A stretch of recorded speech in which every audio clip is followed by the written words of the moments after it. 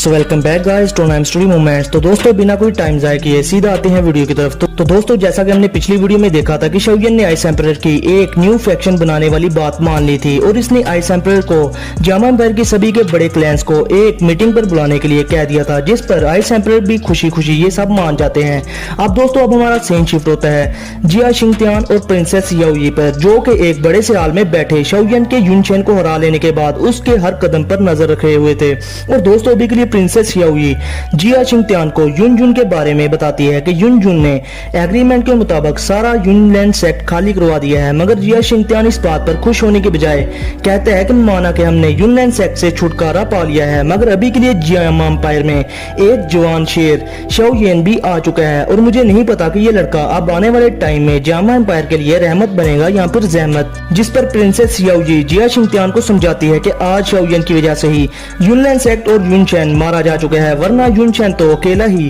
हमारी imperial family को destroy कर देता। जिस पर जिया शिंगत्यान जो कि प्रिंसेस याओयी से कहता है कि अभी अभी मुझे खबर मिली है कि शौयन जामा एम्पायर में एक न्यू फैक्शन बनाना चाहता है और मुझे डर है कि कहीं आने वाले टाइम में जामा एम्पायर में कोई नया युनलैंड सेक्ट ना बन जाए। तो दोस्तों अभी के लिए जिया शिंगत्यान को लग रहा था कि कहीं शौयन भी जामा एम्पायर में फैक्शन बनाने के बाद युनचेन की तरह की हरकतें ना करे, मगर प्रिंसेस याओयी जिया शिंगत्यान से कहती है कि हमारे लिए बेहतर ये होगा कि हम शौयन के खिलाफ कोई भी कदम ना उठाएं, वरना शौयन और उसके साथ क्वीन मेडुसा हमारी इंपीरियल फैमिली को चुटकियों में खत्म कर देगी, जैसे नीले रंग वाले बैंगन ने अवेंजर एंड गेम में किया था। जिस पर जिया शिंगत्यान कहता है कि क्या तुम मुझसे ये कह रही हो कि मैं बस बैठकर शौयन को अपनी न्यू फैक्शन बनाता देखता रहूं। जिस पर प्रिंसेस याओयी जिया शिंगत्यान को बताती है कि शौयन युनचेन की तरह का नहीं, बल्कि शौयन तो रिश्तों और दोस्ती को काफी ज्यादा अहमियत देता है और हमें भी अभी के लिए शौयन की बुलाई हुई मीटिंग में जाना चाहिए। और हाँ, अगर शौयन को ये पता चल जाए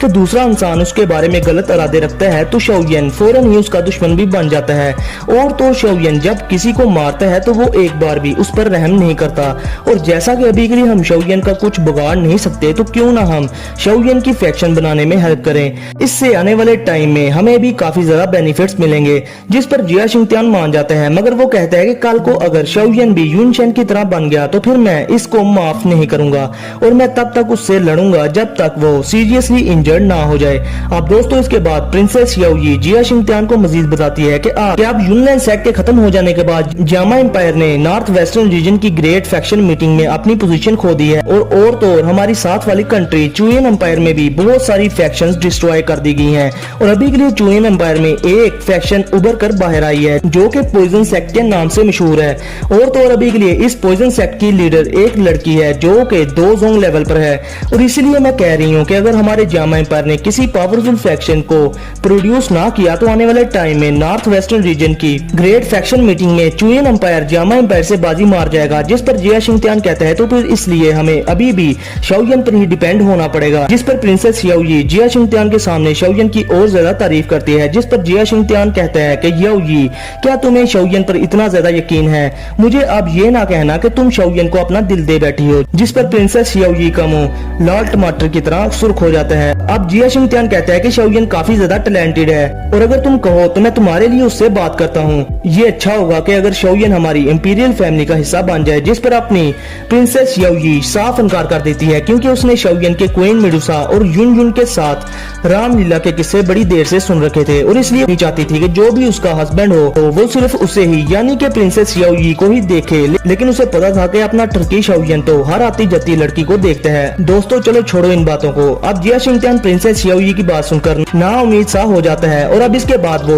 दोनों अपने काफी सारे जासूस चुयेन एम्पायर के पॉइजन सेक्ट में जासूसी करने के लिए भेजने के लिए डिस्कशन करने लगते हैं। अब दोस्तों जिया शिंगत्यान वहां से चला जाता है और इसके बाद प्रिंसेस याओयी को एक जासूस आकर पॉइजन सेक्ट के बारे में खबर देता है और वो बस इतना ही बताता है कि पॉइजनस वुमेन, जो सुनकर प्रिंसेस याओयी सोच में पड़ जाती है। मगर दोस्तों आप लोगों को तो पता ही होगा कि वो पॉइजनस वुमेन कौन होगी। अब इसके साथ ही हमारा सीन शिफ्ट होता है शौयन पर, जो कि शौ क्लैन के एक सीक्रेट चैम्बर में बैठकर अपनी इंजरीज को हील और अपनी दाउची को बैठकर रिकवर कर रहा था। अब शौयन अपनी सिरेन सी स्टोरी रिंग से टायर 5 की युआन रिकवरी पिल निकालकर खा जाता है और इस पिल की वजह से अब शौयन की इंजरीज बहुत स्पीड के साथ रिकवर होना स्टार्ट हो जाती हैं। अब इसके बाद शौयन अपनी स्टोरी रिंग से एक ब्राइट रेड कलर का लिक्विड निकालकर उसे अपने टूटे हुए हाथ पर लगा लेता है, जिससे पहले शाओयन को थोड़ा सा दर्द तो होता है, मगर इस लिक्विड से शाओयन के हाथ की टूटी हुई हड्डियां 50% तक हील होना स्टार्ट हो जाती हैं। अब इसके बाद शाओयन अपने माथे पर बोन चिल्लिंग फ्लेम की सील पर हाथ फेर कर कहता है कि मास्टर आप बेफिक्र हो जाएं, मैं शाओयन जल्दी से जल्द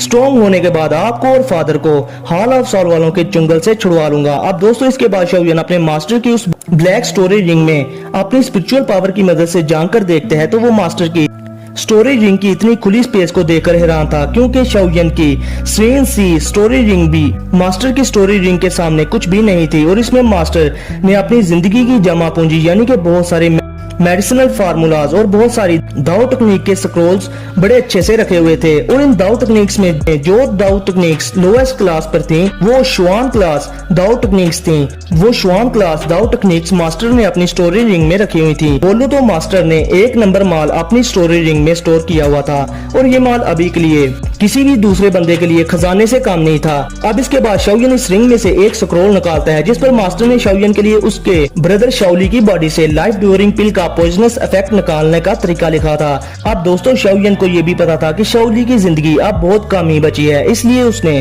और शाओली ने इस बारे में अपने बड़े भाई शाओ डिंग को नहीं था बताया, क्योंकि शाओयन और शाओली को ये अच्छे से पता था कि उनका बड़ा भाई जितना शरीफ है वो गुस्से का भी उतना ही ज्यादा तेज है और शाओ डिंग के गुस्से से बचने के लिए उन दोनों से उससे ये बात छुपाई थी। अब इसके बाद शाओयन स्क्रोल खोलकर रीड करने लगता है, जिस पर मास्टर ने लिखा था कि नन्हे साथी कि लाइफ ड्यूरिंग पिल का मेडिसिनल इफेक्ट बहुत ज्यादा होता है, इवन कि मैं भी इसको तुम्हारे भाई की बॉडी से निकाल नहीं सकता। और जैसा कि तुम्हें पता है कि लाइफ ड्यूरिंग पिल किसी भी पर्सन की लाइफ फोर्स 3 साल तक कर देती है, इसलिए अब तुम्हें अपने ब्रदर को एक मेडिसिनल पिल खिलानी होगी जिससे कि इंसान की लाइफ कुछ सालों तक बढ़ जाती है। और फिर इसके बाद इस लाइफ ड्यूरिंग पिल के इफेक्ट से बचने के लिए तुम्हारे भाई को 2 होंग लेवल का ब्रेक थ्रो करना होगा, यानी कि 2 होंग लेवल का ब्रेक थ्रो करने के बाद शाओली लाइफ ड्यूरिंग पिल की वजह से नहीं मरेगा। और नन्हे साथी इस पिल को बनाने के लिए तुम्हें बहुत सारे रेयर मेडिसिनल इंग्रेडिएंट्स चाहिए होंगे, मगर तुम्हारा टीचर जियाओ जुनजी के लिए ये मुश्किल नहीं। और हाँ, अभी के लिए इस मेडिसिनल पिल का नाम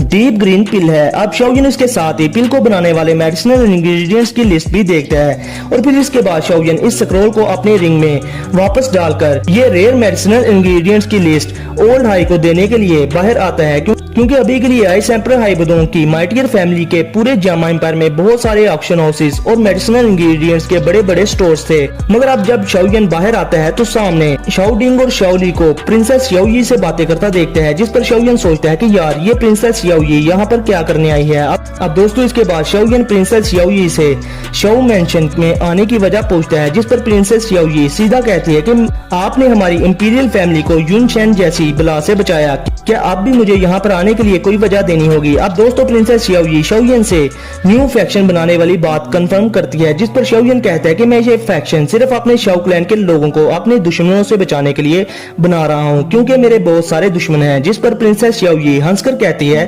तो फिर हमें भी इस पर कोई एतराज नहीं, बस आप फ्यूचर में कहीं युन शेन की तरह ना करना। जिस पर शाओयन कहता है कि प्रिंसेस याओयी आप पुरस्कून हो जाएं, मैं युन शेन नहीं हूँ और जब तक आपकी इंपीरियल फैमिली मेरे शाओ क्लैन के साथ कोई पंगा नहीं लेगी मैं शाओयन आपके सभी के फेवर्स याद रखूंगा। अब दोस्तों प्रिंसेस याओयी शाओयन को इंपीरियल फैमिली की तरफ से कुछ गिफ्ट देकर वहां से चली जाती है और इन बॉक्सेस में अभी के लिए वो इंग्रेडिएंट्स थे जिनसे शाओयन और ज्यादा अच्छे तरीके से रिकवर हो सकता था। अब ये मेडिसिनल इंग्रेडिएंट्स देखकर शाओयन भी कहता है कि मुझे लगता है कि इंपीरियल फैमिली को मेरे जामा एम्पायर में न्यू फैक्शन बनाने पर कोई भी एतराज नहीं। जिस पर शाओ डिंग हंसकर कहता है कि शाओयन अभी के लिए इंपीरियल फैमिली तुम्हारे साथ स्ट्रॉन्ग एक्सपर्ट्स को देखकर डर रही है, वरना वो तुम्हें कोई भी फैक्शन बनाने से रोक ही लेते। अब दोस्तों शाओ डिंग मजीद कहता है कि एक स्ट्रॉन्ग फैक्शन बनाने के लिए हमें जामा एम्पायर के सभी के बड़े क्लैंस को अपने साथ मिलाना होगा और इस तरह से हमें अपने लोगों को ट्रेन करने के लिए बहुत सारी दाव टेक्निक्स और की मेथड्स भी मिल जाएंगे। जिस पर शाओयन अपनी फैक्शन बनने से पहले से ही कह देता है कि बिग ब्रदर फैक्शन को आप संभाल लेना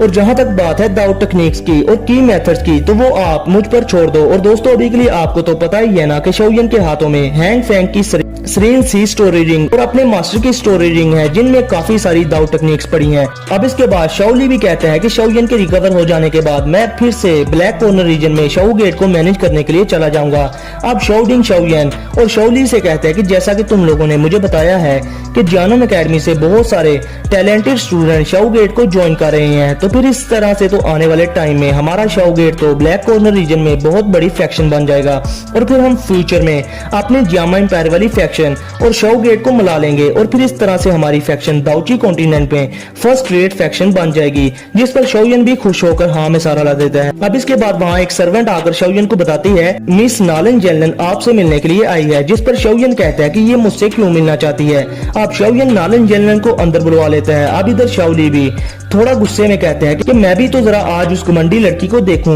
जो हमारी भाभी बनने वाली थी और जिसने मेरे भाई के साथ एंगेजमेंट तोड़ी थी, जिस पर शाओडिंग शाओली पर नाराज होते हुए कहते हैं कि वो मसला 3 साल पहले ही खत्म हो चुका था, तुम्हें ये सब अब नहीं कहना चाहिए। अब इसके बाद हम देखते हैं नालन जेलन को जो कि हाल में आकर अपने सामने तीनों भाइयों को देखती है, जिस पर शाओयन डायरेक्ट नालन जेलन से कहते हैं कि नालन शाओ जी तुम्हारे यहाँ आने की क्या वजह है, जिस पर बेचारी नालन जेलन शाओयन को इस तरह से बात करता देखकर कहती है कि टीचर जुन तुम्हें एक आखिरी बार देखना चाहती हैं, जो सुनकर शाओयन हैरान होकर कहता है कि आखिरी बार मिलना चाहती हैं, इसका क्या मतलब। और फिर इसके साथ ही शाओयन गुस्से में नालन जेलन से कहता है कि अब तुम मुझे ये ना कहना कि उस बेवकूफ औरत ने अपने साथ कुछ कर लिया है और मैंने तुम लोगों को पहले ही कह दिया था कि अगर युन ने खुद को कुछ किया तो मैं शाओयन युनलैन सेक के एक डिसाइबल को ढूंढ कर किल कर दूंगा, जिस पर नालन जेलन मुड़कर वहां से जाते हुए कहती है कि टीचर ने ऐसा कुछ भी नहीं किया और मेरे पीछे आओ अगर तुम टीचर से मिलना चाहते हो तो, वरना फ्यूचर में तुम कभी भी टीचर से नहीं मिल पाओगे। अब शाओयन वहां से नालन जेलन के पीछे जाते हुए अपने मास्टर का वो स्क्रोल शाओली को देकर कहता है कि ब्रदर आप ये सभी के मेडिसिनल इंग्रेडिएंट्स जल्दी जल्दी ढूंढें, जिस पर शाओली समझ जाता है कि ये मेडिसिनल इंग्रेडिएंट्स उसी के लिए हैं। अब इसके बाद नालन जेलन शाओ मैंशन से उड़कर युनलैन सेक के माउंटेन्स की तरफ जाने लगती है, जिस पर शाओयन कहता है कि ये आप आखिर करना क्या चाहती है। और अभी के लिए शाओयन सोचता है कि कहीं नालन जेलन शाओयन को किसी जाल में फंसाकर उस पर धोखे से अटैक ना कर दे, मगर शाओयन को अपने ऊपर यकीन था कि अगर नालन जेलन ऐसा कुछ करती भी है तो वो नालन जेलन को सिर्फ अपने 10 वार करके ही किल कर सकता है। अब इसके बाद नालन जेलन और शाओयन युनलैन सेक में पहुंच जाते हैं और शाओयन आसमान से युनलैन सेक को देखते हैं जो कि अब पूरी तरह से खाली था। और फिर नालन जेलन गुस्से में शाओयन को देखकर कहती है कि क्या तुम युनलैन सेक का ये हाल करके अब खुश हो, जिस पर शाओयन कहता है कि अगर तुम उस वक्त मेरे शाओ क्लैन को देखती जब युन शेन ने मेरे शाओ क्लैन को डिस्ट्रॉय कर दिया था तो तुम मुझसे ये बातें ना करती। अब नालन जेलन शाओयन को बड़े गौर से देखने लगती है और इसमें खो जाती है और फिर वो सोचती है कि मुझे ये वही लड़का शाओयन नहीं लगता और अब का ये शाओयन अब बहुत ज्यादा मेच्योर हो गया है, क्योंकि इस शाओयन ने इतने सालों में बहुत कुछ बर्दाश्त किया है। अब इसके साथ ही नालन जेलन को वो पल याद आ जाता है जब उसने शाओयन के साथ एंगेजमेंट तोड़ी थी और तब के लिए नालन जेलन ने शाओ क्लैन में जाकर शाओयन और उसके फादर को वो बातें बोली थी जिनकी वजह से शाओ क्लैन की और शाओयन के फादर की पूरे वुटान सिटी के सामने बड़ी शर्मिंदगी का सामना करना पड़ा था। ये बातें आपको सीजन 4 के सेकंड लास्ट एपिसोड में मिल जाएंगी, मैंने वो बड़े अच्छे से एक्सप्लेन किया हुआ है। अब ये सब सोचते ही नालन जेलन अपने आप को कोसते हुए कहती है कि मुझे अपनी उस दिन की हरकत पर बहुत ज्यादा शर्मिंदगी है और अगर मैं इस दिन शाओ क्लैन में आकर मैरिज ना तोड़ती तो आज शाओ क्लैन और युनलैन सेक दोनों ठीक हालत में होते। जिस पर अपना ठरकी शाओयन लंबी आ भरकर नालन जेलन से कहता है कि अफसोस इस दुनिया में पछतावे की आज तक कोई दवाई यानी मेडिसिन भी नहीं। और फिर शाओयन मजीद कहता है कि जो हो गया सो हो गया, इसलिए अब तुम मुझे युन के पास ले जाओ, मुझे और भी बहुत सारे काम है। जो सुनकर नालन जेलन अपने पास की गलती पर और ज्यादा शर्मिंदा हो जाती है। अरे भाई शर्मिंदा हो भी क्यों ना, अगर ये उस दिन ठरकी शाओयन से मैरिज ना तोड़ती तो आज ये उसकी बीवी होती। और फिर नालन जेलन कहती है कि शाओयन मुझे नहीं लगता कि उस दिन मैंने शाओ क्लैन में जो भी किया तुम वो आसानी से भूलने वाले हो और इसलिए मैं तुम्हें कहना चाहती हूँ कि मैं नालन जेलन एक बेवकूफ हूँ जो चीजों को अच्छे से पहचान नहीं पाती और अभी के लिए जो कड़वे फल का दरख्त कुछ सालों पहले मैंने लगाया था मुझे लगता है कि मुझे सारी उम्र अब वो ही खाना पड़ेगा। और फिर ये कहकर नालन जेलन शाओयन को लेकर युन के पास चली जाती है। अब नालन जेलन एक माउंटेन पीक के पास पहुंचकर कहती है कि टीचर उस चोटी पर हैं और फिर इसके बाद मैं और टीचर युन जियामा एम्पायर छोड़कर चले जाएंगे। जो सुनकर शाओयन हैरान हो जाता है और कहता है कि तुम लोग आकर जाओगे कहां पर, जिस पर नालन जेलन कहती है कि दाउची कॉन्टिनेंट बहुत बड़ा है और मैं भी टीचर के साथ कॉन्टिनेंट में घूमना फिरना चाहती हूँ। अब इसके बाद नालन जेलन वहां से चली जाती है और फिर हम लोग देखते हैं युन को जो कि कहती है कि शाओयन तुम आखिर आ ही गए, जिस पर शाओयन आते ही पूछते हैं कि तुम जियामा एम्पायर छोड़कर क्यों जाना चाहती हो, जिस जिस पर युनजुन कहती है कि युनलैंड सेक्ट जामा एम्पायर से खत्म हो चुका है और अभी के लिए मेरा भी जामा एम्पायर में रुकने का कोई मतलब नहीं बनता। जिस पर शाओयन युनजुन से कहता है कि दाउची कॉन्टिनेंट में बहुत सारे खतरनाक एक्सपर्ट्स हैं और तुम एक लेडी हो और तुम्हारे लिए दाउची कॉन्टिनेंट में घूमना सेफ नहीं, और जामा एम्पायर जैसा भी हो तुम यहाँ पर सेव रहोगी। जिस पर शाओयन एक स्माइल के साथ कहता है कि मैं एक दाओ होंग लेवल पर हूँ और भला कौन मुझसे इतनी आसानी से पंगा लेगा, और अभी के लिए तुमने जो युनलैंड सेक्ट को बर्बाद किया, मुझे पता है कि तुमने ये सब अपने शाओ क्लैन का बदला लेने के लिए किया है और मैं तुमसे इस पर नफरत नहीं करती। इवन कि तुमने मेरे टीचर को भी किल किया है, मैं तब भी तुमसे नफरत नहीं करती। जिस पर अपना शाओयन भी इमोशनल होकर कहता है तो फिर तुम क्यों जाना चाहती हो अगर तुम मुझसे नफरत नहीं करती तो, और वैसे भी मेरे पास स्ट्रॉन्ग एक्सपर्ट्स की कमी है, और अगर तुम वाकई में ही मुझसे हेट नहीं करती तो फिर तुम मेरे साथ रुक जाओ और मेरे कामों में मेरी हेल्प किया करो। जिस पर युनजुन कहती है कि मैं ऐसा नहीं कर सकती क्योंकि मैं युनलैंड सेक्ट की सेक्ट लीडर थी। जिस पर शाओयन गुस्से में अपनी मुट्ठी भींच लेता है क्योंकि युनजुन अपने सेक्ट लीडर के स्टेटस की वजह से शाओयन की साइड पर रुक नहीं सकती थी। अब युनजुन बहुत ज्यादा इमोशनल होकर शाओयन से कहती है कि वैसे तो मुझे तुमसे बदला लेना चाहिए, मगर तुम्हें पता है कि मैं ऐसा कभी भी नहीं करूंगी, इसलिए फिर ये मेरे लिए बेहतर होगा कि मैं यहाँ से चली जाऊं। और हाँ, मैंने सुना है कि तुम जामा एम्पायर में एक न्यू फैक्शन बना रहे हो। और फिर युनजुन एक स्माइल के साथ शाओयन को एक डार्क ग्रीन कलर की रिंग देकर कहती है कि युनलैंड सेक्ट ने इतने सालों में जो भी हासिल किया वो इस स्टोरी रिंग में है और ये मेरे किसी काम का भी नहीं, इसलिए ये मैं अब तुम्हें देती हूँ। जिस पर शाओयन दुखी होकर फिर से कहता है कि क्या तुम्हारा जाना जरूरी है। जिस पर युनजुन शाओयन के चेहरे पर प्यार से हाथ फेरकर कहती है कि शाओयन, युनलैंड सेक्ट के बर्बाद होने के बाद मैं दाउची कॉन्टिनेंट में जाना चाहती हूँ, मगर मैं एक दिन वापस तुम्हारे पास जरूर लौट कर आऊंगी